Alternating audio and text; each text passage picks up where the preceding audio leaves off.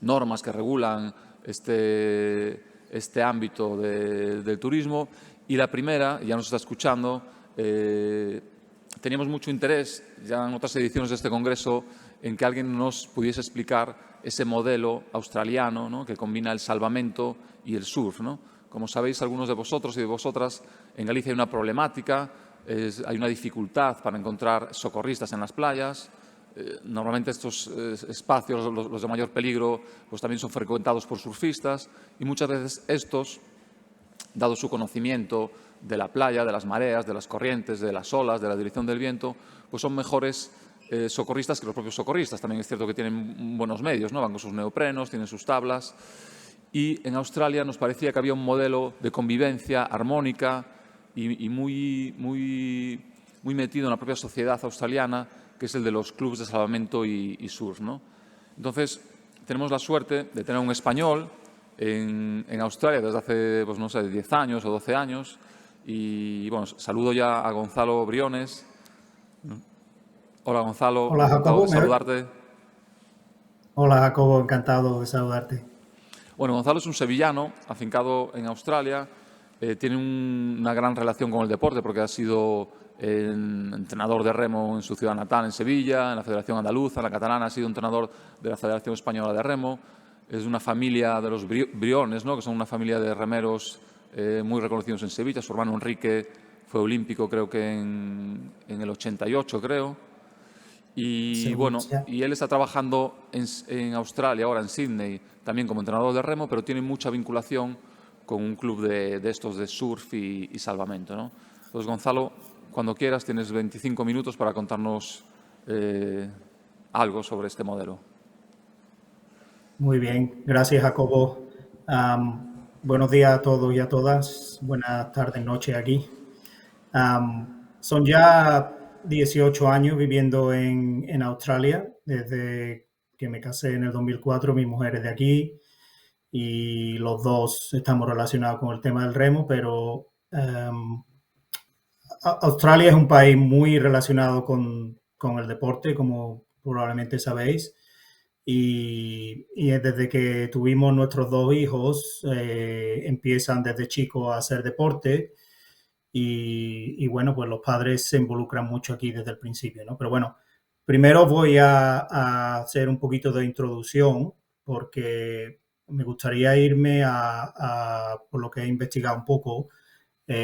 Todo esto empieza a principios del siglo XX, en 1902, 1903, que al parecer en Australia estaba prohibido bañarse en las playas. A nadie se podía bañar en las playas. Entonces hubo un periodista, creo que fue, que poco que retó a las leyes y se empezó a bañar en las playas y a él pues le siguieron otra serie de gente en otras playas y en ese momento pues se dieron cuenta de que estaban ocurriendo mucha gente que se estaba ahogando, porque claro, no sabían nadar, no estaban acostumbrados a nadar en las playas, también no conocían las corrientes y las mareas del océano y muchas cosas que les hicieron pues crear grupos de voluntarios que se encargaban de un poco inspeccionar las playas, ¿no? Para que la gente estuviera un poco más a salvo. Y a partir de ahí, pues todo eso fue creciendo mucho y se formaron asociaciones de lo que sería aquí salvamento y socorrismo y todo eso creció hasta el punto de que se creó toda una cultura.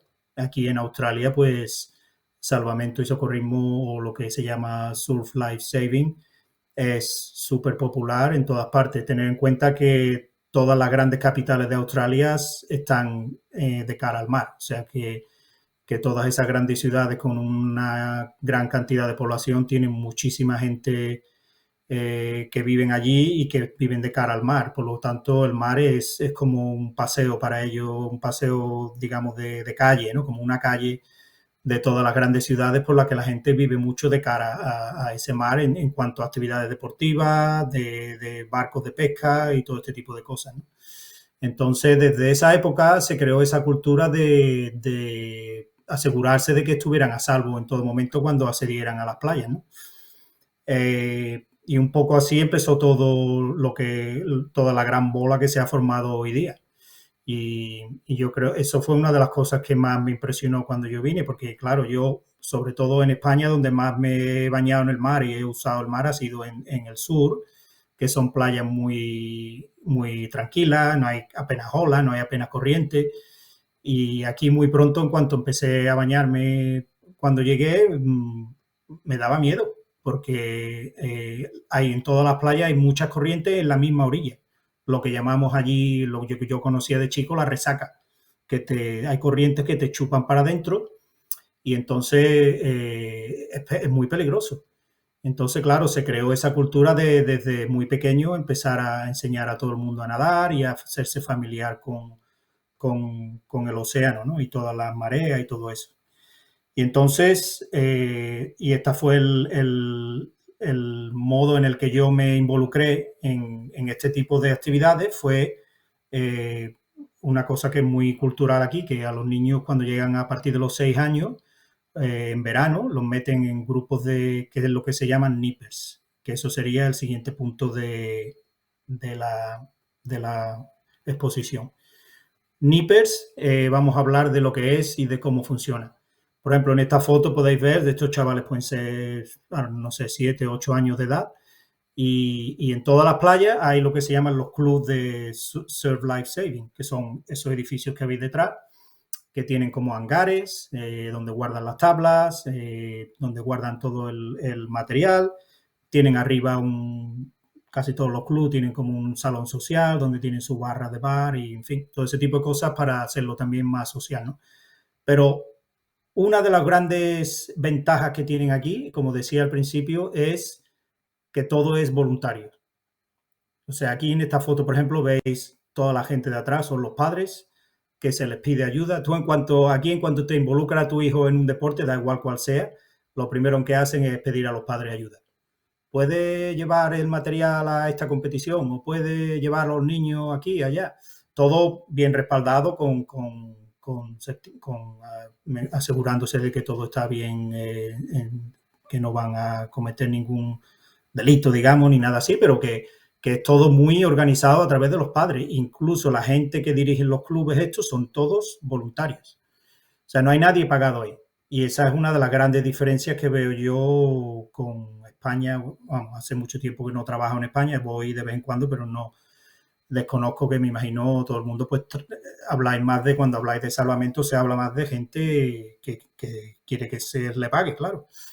Pero entonces aquí el objetivo principal es enseñar a estos niños desde chicos, y niñas también, por supuesto, que no le tengan miedo al mar. Y entonces hacen en estos grupos de nippers, cada club que hay en las playas, cada playa tiene su club, y luego ese club pues hacen competiciones entre ellos en la zona, luego viajan también a nivel regional y compiten entre ellos, incluso hay campeonatos nacionales. Y podéis ver la cantidad de niños que hay, no tan niños, por ejemplo, en esta foto, pero pueden ser, no sé, 13, 14 años.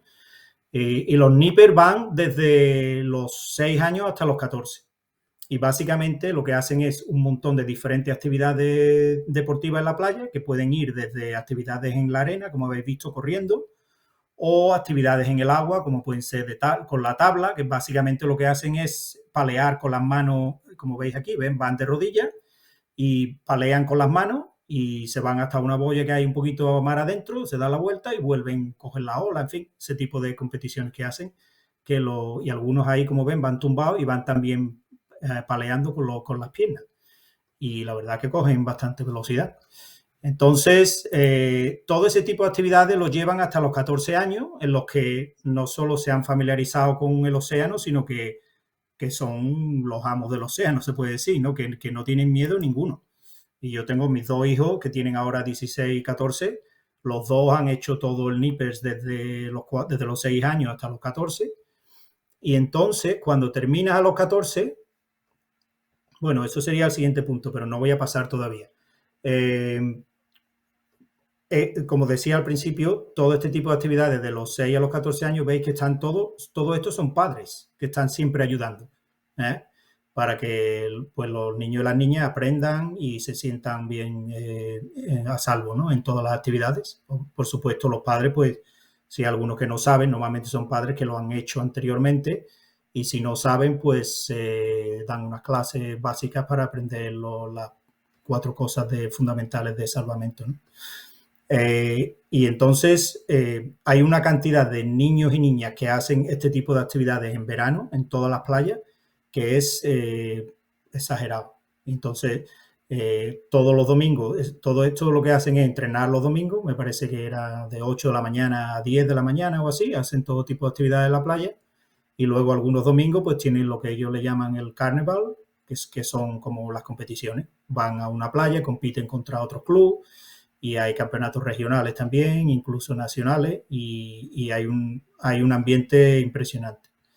Y entonces, ahora ya podemos pasar al siguiente punto, que sería qué pasa después de Níper, como que ya los niños y las niñas han crecido 14, 15, 16 años, se han desarrollado en todo ese tipo de actividades y ahora ya se les enseña, bueno, se les autoriza, después de hacer todo esto hasta los 14 años, aparte de esas actividades, también han hecho cursos de salvamento que han ido aprendiendo, tienen su certificado y todo eso.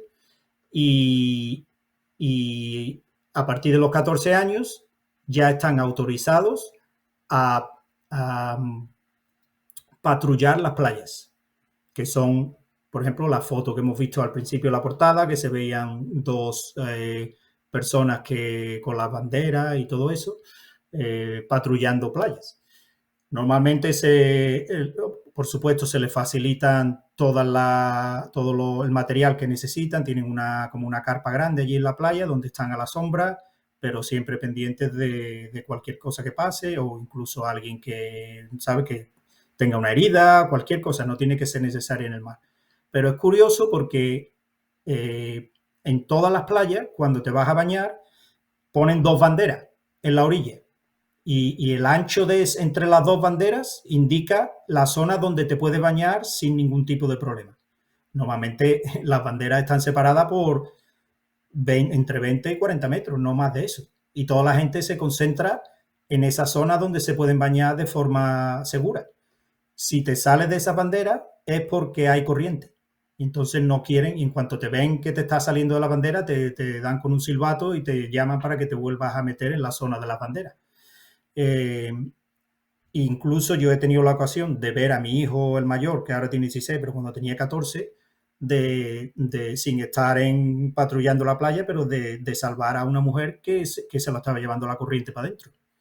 Y él tenía solo 14 años, pero ya sabía no solo los conocimientos, sino la práctica de lanzarse al agua y saber lo que tenía que hacer en ese momento.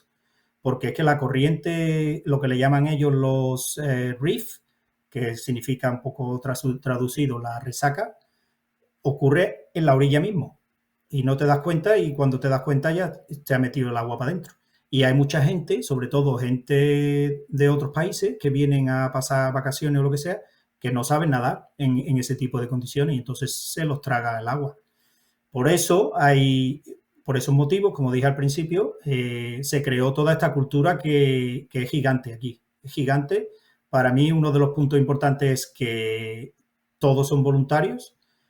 El otro día estaba comentando con mi mujer, normalmente las playas tienen una persona contratada que digamos es el profesional, que eso los contratan los distritos, digamos, donde están las playas, y ellos son los que, digamos, controlan a estos jóvenes que han aprendido y que están patrullando las playas para que dirigirlos, digamos, pero la persona contratada es la que controla a esos jóvenes que patrullan.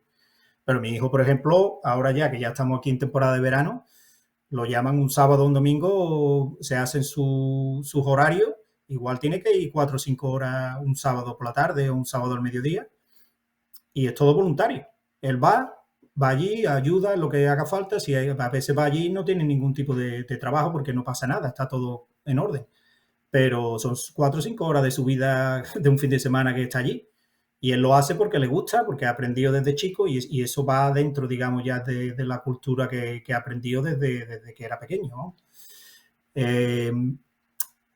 Luego, aquí estamos viendo fotos ya de cuando son más mayores, que también sigue habiendo competiciones, pero ya son más competiciones como de este tipo de kayak, que igual que decía antes con las tablas, hay unas boyas mar adentro, tienen que palear hasta las boyas y volver. También hay pruebas de barcos de remo, que son de 4 con un timonel, son así tipo traineras que habréis visto allí, pero no más de 4 personas. Y también hacen lo mismo, van mar adentro, dan la vuelta, vuelven y luego cuando llegan a la orilla uno de ellos tiene que correr hasta una meta o algo así. Y la verdad es que en verano la cantidad de actividad que hay en las playas por este tipo de competiciones y todo es espectacular. ¿Cuál sería el siguiente punto? Ya hemos pasado de qué pasaba después de Níper, que era un poco lo de patrullar las playas. Y luego, como conclusión, pues un poco vosotros mismos que tenéis la experiencia de cómo se hace allí, cómo se puede, digamos, trasladar esto a España, por ejemplo, o Galicia en concreto, en este caso que estamos hablando, sería un poco intentar crear esa cultura. ¿Eh? Aquí, un poco, aunque se llamen surf life saving, en verdad el surf, la gente que hace surf aquí la hace por su cuenta. O sea, la gente tiene su tabla, va a las playas es otra cosa que me llamó mucho la atención desde el principio. Cualquier playa que vas, hay olas buenas para hacer surf. Y entonces la gente va por la mañana antes de ir al trabajo, se va con su tabla, se echa al mar y se tira ahí una hora o lo que haga falta con sus trajes de neopreno y todo. Se reúnen grupos de gente que saben hacerlo y obviamente pues de ahí mejoran y luego pues ya cada uno va a su competición, pero es prácticamente lo que es surf es prácticamente privado.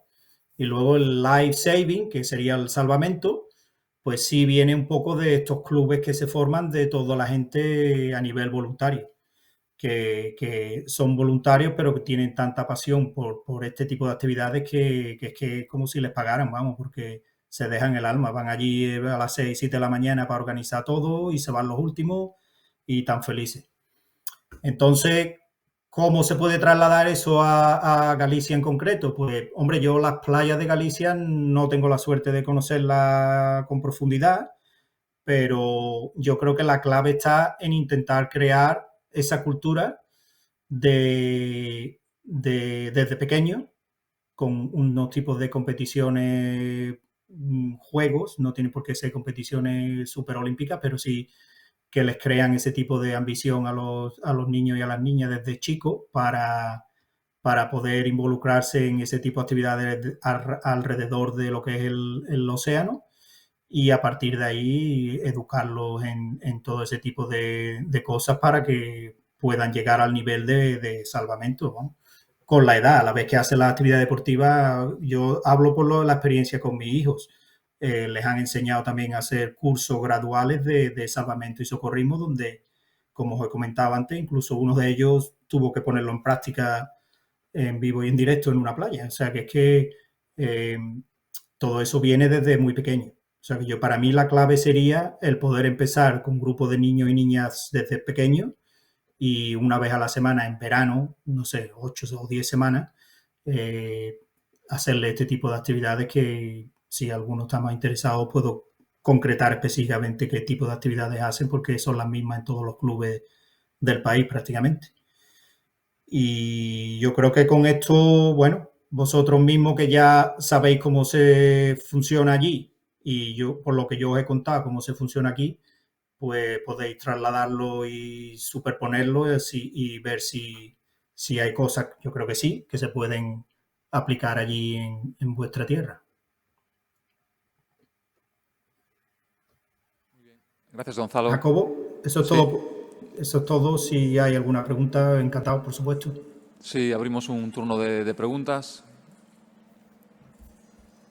Tenemos uno aquí al fondo, espera que le vamos a dar un micrófono para que lo podamos escuchar todos. Yo tengo un par de ellas o tres, si la gente nos anima, ya me animo yo. Pero ya tenemos Perfecto. aquí un voluntario. Hola, buenos días. Perdón. Mi pregunta es más que nada comentar la situación de Galicia en cuanto al tema del socorrismo, que lo único que han hecho es complicarlo más de lo que estaba. O sea, antes, para ser socorrista profesional cobrando un sueldo, les exigían 80 horas de formación. Ahora lo han subido a 420, por lo que muchos de ellos ya no pueden optar a las plazas que antes se trabajaban de ellas.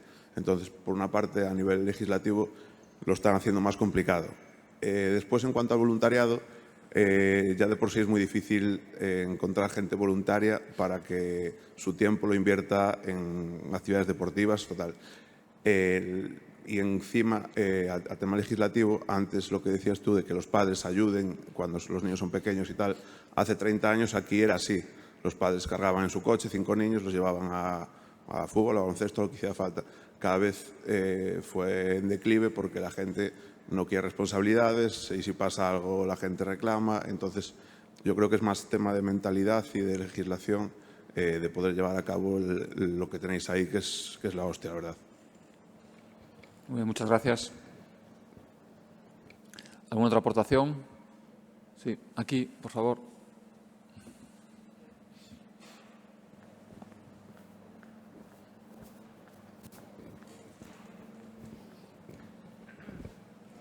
Buenas. A mí lo que me gustaría saber es cuál fue su opinión cuando llegó por primera vez allá y vio ese tipo de cosas. En plan, el cambio de ir a España, a Australia y ver ese tipo de actividades. Me quedé con la boca abierta.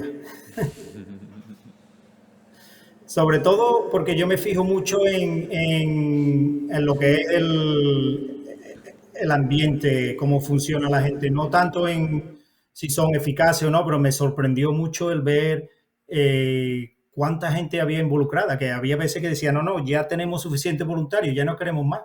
Era impresionante.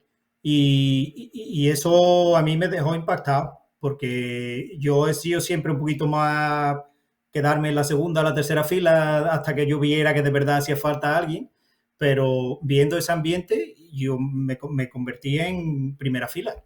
Venga, ¿qué hay que hacer? ¿Qué hay que ayudar?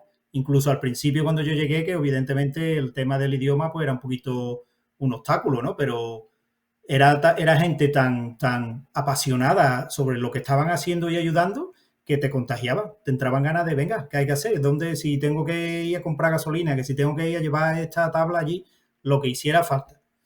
Y eso fue lo que más me impresionó, que además te contagia, es que te contagia. Sí, es cierto, ¿no? Aquí, bueno, Gonzalo conoce muy bien el tejido asociativo español, ¿no? Porque ha estado muchos años trabajando en clubs de remo aquí. Y es cierto que aquí a veces faltan manos, ¿no? Para ayudar, ¿no? A los entrenadores, a las directivas y ver esa predisposición, ¿no? Pues la verdad que tiene que sorprender, ¿no? Gonzalo, los edificios que nos enseñabas ahí atrás, que eran las sedes de estos clubs de surf, ¿estos quién los construye? ¿El ayuntamiento de turno allí? ¿Quién los construye y quién los mantiene? Porque la parte de voluntariado estará pues, en la ejecución, ¿no? de los entrenamientos, en el desarrollo de las competiciones, pero toda esa estructura que hay detrás, ¿quién se hace cargo de ello?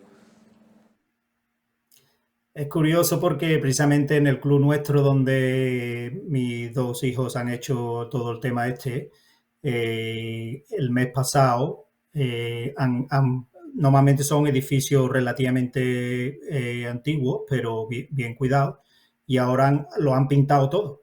Y mi mujer, que es de voluntaria, la tesorera del club, porque ella es contable, me dijo el otro día, lo han pintado, le digo, pues habrá costado un dinero, ¿no? Porque es un edificio que no se ve alto, porque son 2 plantas, pero que es bastante ancho, ¿no? Y me dice, no, lo ha sponsorizado una marca de pintura que se ha ofrecido no sé, lo que no sé es si la marca de pintura es porque uno de los padres trabaja o es el dueño de la casa de pintura, no lo sé, pero no ha costado ni un duro. Solo ponen a lo mejor allí un cartel con la marca de la pintura o lo que sea para que esté visible, pero en general lo que es el edificio en sí construido, como te decía, todos los edificios son bastante antiguos en todos los clubes, porque los clubes en sí son antiguos, pero todos los edificios pertenecen a lo que se llama aquí el council, lo que es el distrito, digamos. Y con el dinero de lo que recogen de toda la gente que vive en ese distrito, pues una de las actividades es mantener o construir recintos deportivos. Entonces, en este caso, el distrito donde está ese club es el que mantiene, no solo que él construye en su momento, sino que también mantiene con sus empleados que tiene de limpieza o de arreglar averías y cosas de ese tipo, todo eso corre a cargo del distrito. Sí.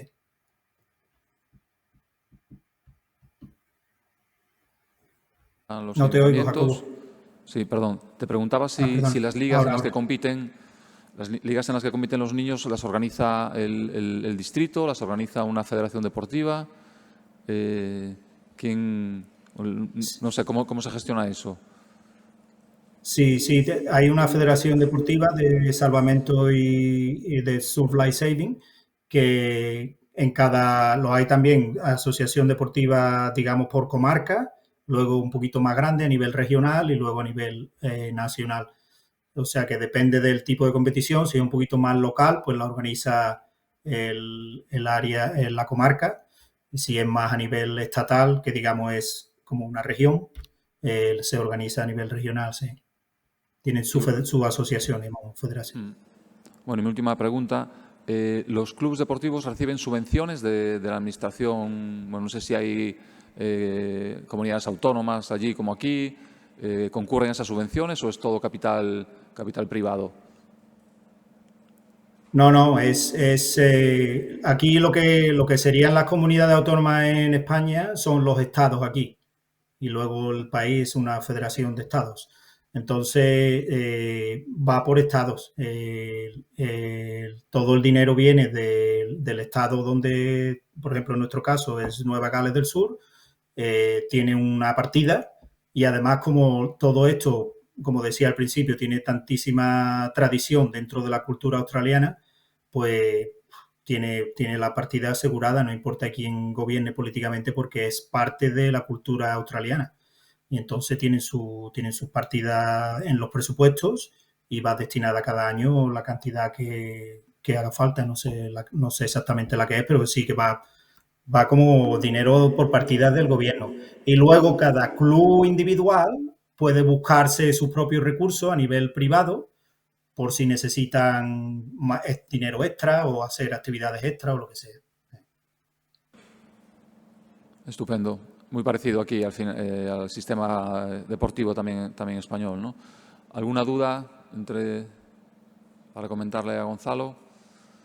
Bueno, pues nada más. Gonzalo, muchísimas gracias por participar. Será la hora de cenar ahí ya en Sydney, ¿no? Donde estás.